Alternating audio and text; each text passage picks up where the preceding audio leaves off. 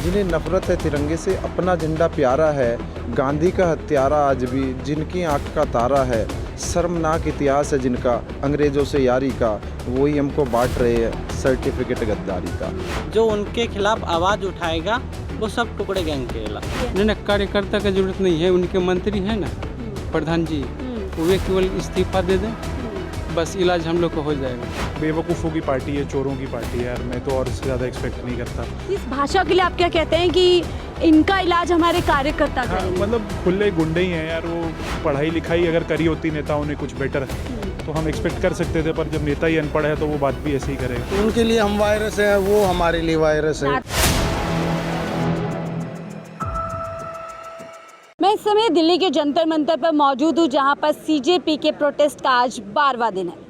लेकिन ये जो मंच है ये असल में एक वायरस है, जहाँ पर देश को धीरे धीरे खोखला किया जा रहा है। यहाँ पर जो लोग हैं वो देश के टुकड़े टुकड़े करने वाले गैंग के लोग हैं। जो लोग यहाँ पर हैं वो दरअसल एंटी नेशनल है। ये बयान मेरा नहीं बल्कि ये बयान सत्ताधारी पार्टी के नेशनल प्रेसिडेंट यानी राष्ट्रीय अध्यक्ष नितिन जी का है। उनका कहना है कि जो लोग सीजेपी के प्रदर्शन में आ रहे हैं वो दरअसल देश को गुमराह कर रहे हैं, छात्रों को गुमराह कर रहे हैं। यहाँ पर जो लोग आ रहे हैं वो देश को खोखला कर रहे हैं, इस तरीके का बयान उनकी तरफ से आया है।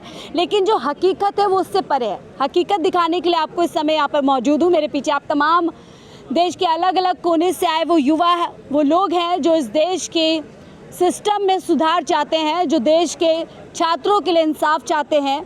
और सच्चाई ये भी है कि 11 दिन हो चुके हैं और यहाँ पर बहुत सारे लोग जो है हंगर स्ट्राइक पे, जिसमें बड़ा नाम सोनम वांगचुक का। इसके अलावा यहाँ पर आयशा के स्टूडेंट बैठे हैं और उस तरफ आप देखेंगे वहाँ भी बहुत सारे नौजवान हैं जो इस उम्मीद में बैठे हैं कि शायद हम लोग हंगर स्ट्राइक करेंगे, सरकार का ध्यान हमारी ओर आएगा, सरकार को रहम आएगा और सरकार उनकी मांगों को पूरा करेगी। लेकिन सरकार का सबसे बड़ा कह सकते हैं, सरकार में बैठे हुए लोगों की जो पार्टी है उसका एक बड़ा चेहरा न केवल इस तरीके का बयान दे रहा है बल्कि खुलेआम एक तरीके से चेतावनी दी जा रही है, एक तरीके से धमकी दी जा रही है कि ऐसे लोगों का इलाज करने के लिए बीजेपी के कार्यकर्ता हैं, ऐसे लोगों का हिसाब करने के लिए बीजेपी के कार्यकर्ता है। तो सवाल ये उठता है क्या देश की सत्ताधारी पार्टी के अध्यक्ष क्या लोगों को भड़काने का काम कर रहे हैं? सीधे तौर पर वो कह रहे हैं कि लोग यहाँ पर पहुँचे, बीजेपी के कार्यकर्ता यहाँ पर पहुँचे और जो पीसफुल प्रोटेस्ट चल रहा है इसको ख़राब करें और जो लोग यहाँ पर आ रहे हैं उनके ऊपर हमला करें। अब ऐसी घटना हमने पहले भी देखी कि कैसे यहाँ पर पहले दिन एक घटना हुई थी जिसमें एक बाप और बेटी पर हमला किया गया था। उसके बाद एक और यहाँ पर जो है लड़ाई की खबरें आई थी। यानी पहले से हलचल है। लेकिन अब आप सोचिए, सत्ताधारी पार्टी का अगर एक राष्ट्रीय अध्यक्ष खुले मन से ऐसे बोलेगा तो आप सोचिए उन लोगों के हौसले कितने बढ़ेंगे जो पहले से ही हौसले से बंद है। आपको माहौल पूरा दिखा देती हूँ। दूर दूर से लोग अपने घर परिवार से दूर हैं, इन्हीं से जानेंगे और समझेंगे कि ये क्या वायरस है। देखिए, ये बहुत आसान हो गया पिछले कुछ सालों में कि जब भी सरकार के खिलाफ कोई आवाज़ उठती है, जब भी सरकार से कोई मांग उठती है तो सरकार के लिए बहुत कन्वीनियंट हो जाता है उन लोगों को एंटी नेशनल बोल देना, उन लोगों को खालिस्तानी बता देना। और अब यहाँ पर जो लोग स्टूडेंट हैं जो रात रात जाग करके यहाँ पर कुछ नहीं बोल रहे हैं, बस वो बोल रहे हैं कि सरकार में आप लोग बैठे हैं, हमने आपको बैठाया, हमने आपको वोट दिया है, आपकी जिम्मेदारी है कि जो आपको रोल दिया गया है, आपको जो भूमिका दी गई है उसको आप ईमानदारी से निभाएं। आप पेपर लीक हो रहा है आपके होते हुए, तमाम चीज़ों को आप ठीक कर देती सी मांग है और इसके लिए उनको कहा जा रहा है दहशतगर्दी की बी टीम है। और यहाँ पर देखिए बहुत कम उम्र से लेकर हर तरह की उम्र के लोग हैं। कहाँ से आए भैया आप?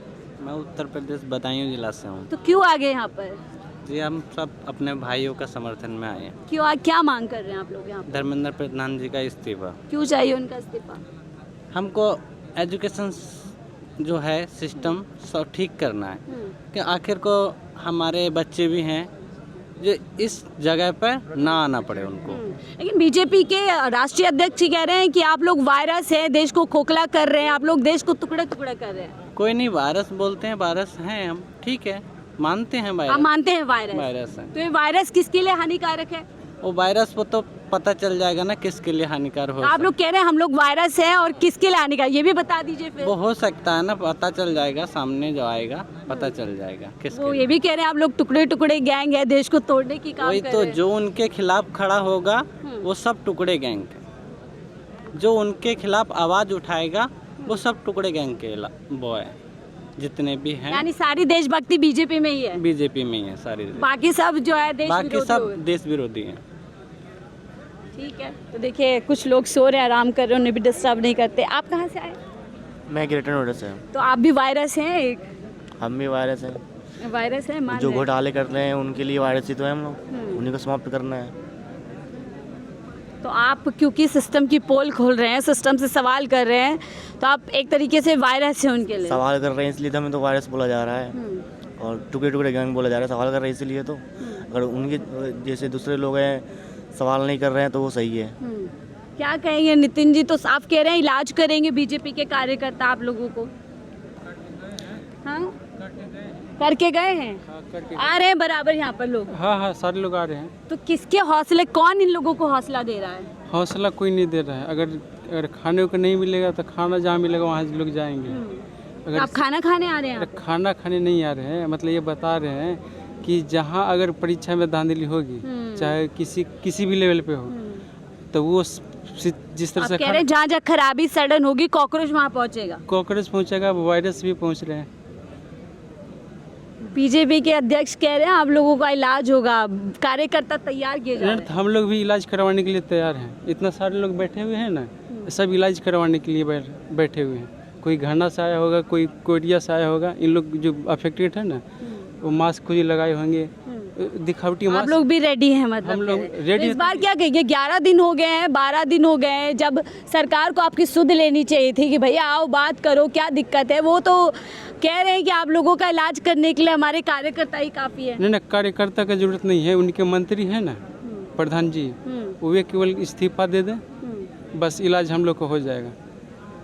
इसके अलावा कोई इलाज नहीं। लगता है इस्तीफा होगा? बहुत सारे लोग आज स्वास्थ्य भी खराब हो गया उनका। हाँ, स्वास्थ्य भी खराब हुआ है, कई लोग हॉस्पिटल भी गए हैं। उनका इलाज हो या न हो, नहीं तो फिर आप जानते हैं प्रधानमंत्री जी का उम्र कितना हो गया है, 75 प्लस हो गए हैं। तो उनका ज़्यादा है कि उनका इलाज का ध्यान ज़्यादा रखें उन लोग, ताकि वो स्वस्थ रहें, और हम भी आशा करते हैं कि वो भी स्वस्थ रहें। ठीक है, तो उम्मीद पर सर आप बात करेंगे? हाँ, कहाँ से आए आप? मैं दिल्ली से हूँ जी, द्वारका दिल्ली से। से। तो डेली आ रहे हैं, आज आए हैं? नहीं, मेरा दूसरा दिन है आज। तो क्या दिखा आपको यहाँ पर आकर के?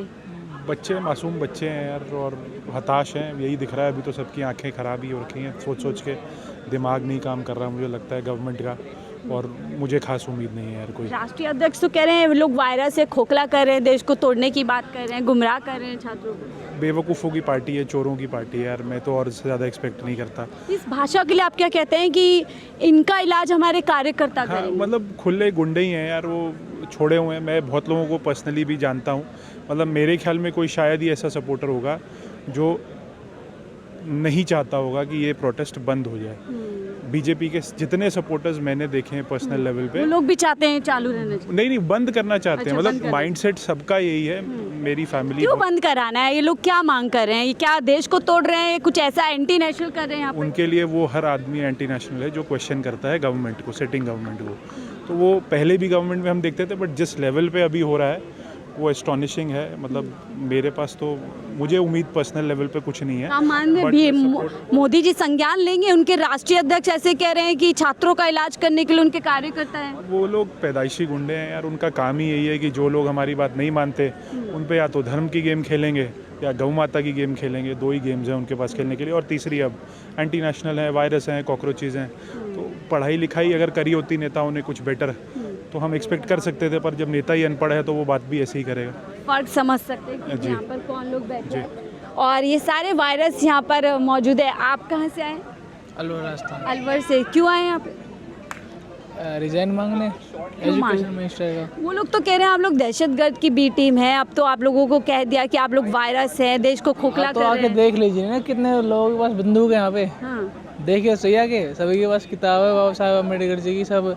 वो देखिए क्रांतिकारी की फोटो लगी हुई है। जो व्यक्ति खुद कुछ नहीं करते दूसरों को दहशतगर्द बोल रहे हैं। कह रहे हैं टुकड़े टुकड़े गैंग के लोग हैं।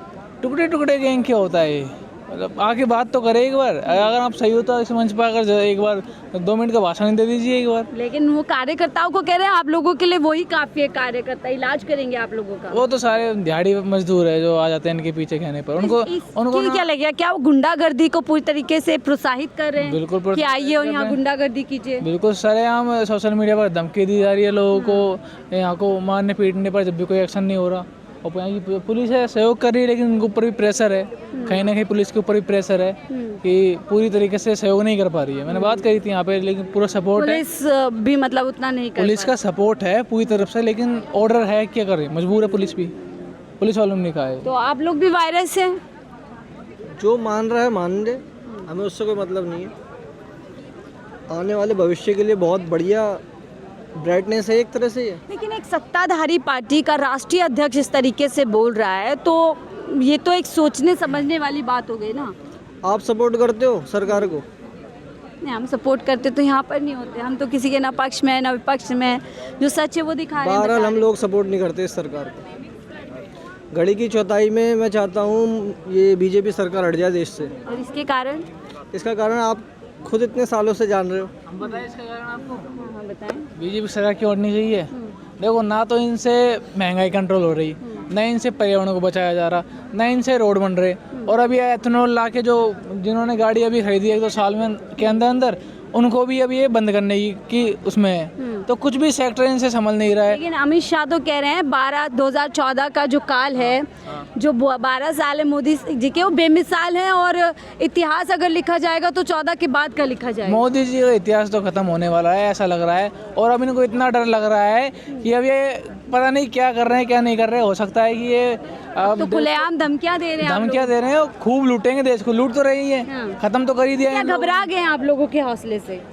हाँ, ये क्यों घबराएंगे? इनके पास सारे इंतजाम है, एयरफोर्स, नेवी, मिलिट्री, सब इनके पास है। ये तो इनकी किस्मत हमारी इतनी अच्छी है कि कुछ कर नहीं पा रहे हैं, लेकिन जितने भी लोग प्रोटेस्ट करते हैं उनको लाठियों से खदेड़ देते हैं, चाहे बिहार हो चाहे NSY की प्रोटेस्ट हो, उनको भी देख लीजिए आप।